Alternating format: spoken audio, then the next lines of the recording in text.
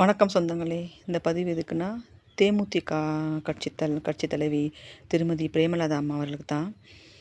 நீங்கள் நேற்றைக்கு முதல் நாள் கூடின சட்டசபையிலையும் சரி, இன்றைக்கி ஹெட்லைன் நியூஸ்லேயும் சரி, தாவேகா கட்சி தலைவர் திரு விஜய் அண்ணா வந்து அதிமுக எம்எல்ஏ கூட ஆதரவு பெறுறதுக்கு எவ்வளவு குதிரை பேரம் பேசுனீன்னு தெளிவுபடுத்தணும்.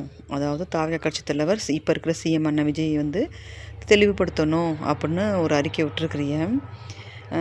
நாங்கள் மக்கள் என்ன கேட்குறோம்னா, எங்களுடைய கேள்வி, உங்களுடைய கணவர், அதாவது மறைந்த திரு கேப்டன் ஐயா விஜயகாந்த் ஐயாவுடைய லட்சியமாக இருக்கட்டும், லட்சியமாக இருக்கட்டும், நிறையா பேட்டிகளில் நிறைய நேர்காணலில் அவரை சொன்ன ஒரே விஷயம், கட்சி ரீதியாக எனக்கு திமுக பரம எதிரி, உங்களுடைய சொத்துக்களை பூரா முடக்குனது திமுக அரசு தான், அதனால் எந்த காரணம் கொண்டு நான் திமுகவோட கூட்டணி வச்சுக்க மாட்டேன் அப்படின்னு அநேகமாக பேசியிருக்கிறாரு.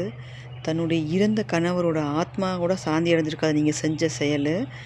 அப்போ நீங்கள் திமுகவோட கூட்டணி வச்சுக்கிறதுக்கு எத்தனை லட்சம் கோடி குதிரை பேரம் பேசுனீங்க? எங்களுடைய கேள்வி அதான். நீங்கள் கேட்குறீங்கள இப்போ. தமிழக வெற்றி கழக தலைவர் விஜய் அண்ணா எங்களுடைய சிஎம் அண்ணாவுடைய கொள்கை பிடிச்சி போய், அவருடைய நேர்மை பிடிச்சி போய், அவருடைய ஆட்சி பிடிச்சி போய் அதிமுக எம்எல்ஏக்கள் வந்து தன்னால் சேர்றதுக்கு குதிரைம்பேரை பேசுனீன்னு சொல்கிறீங்களே, இந்த குதிரைம்பேரை இப்போ எங்கள் விஜய் அண்ணா பேசியிருந்தா ஆட்சி அமைக்கிறதுக்கு இந்த சில 4 திமுக கூட்டணி 4 கட்சியோடைய ஆதரவை பெற வேண்டிய அவசியம் என்ன இருக்குது சொல்லுங்கள்? இதை எங்கள் தலைவர் அப்பயே செஞ்சுருப்பாரே, குதிரைம்பேரை பேசியிருந்தா. அப்போ நீங்கள் திமுகவோட கூட்டணி வச்சா மட்டும் அது அப்படியே ரொம்ப ஒழுக்கமான செய்யலாம்? சொல்லுங்கள்.